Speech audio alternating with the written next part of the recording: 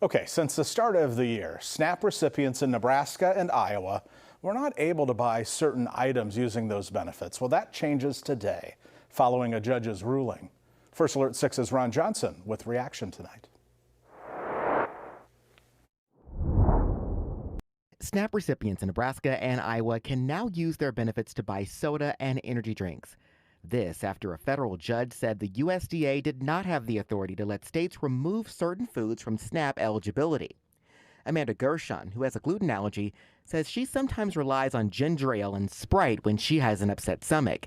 She says the government shouldn't get involved in food access. No matter what we choose to buy with our EBT, we get the same amount every month. And so those decisions should be left to the individual. And for me, because I have health problems, my doctor as well. Heartland Hope Mission says leaders should focus more on nutrition education instead of broad bans. But we know that behavior change comes from educating people, right?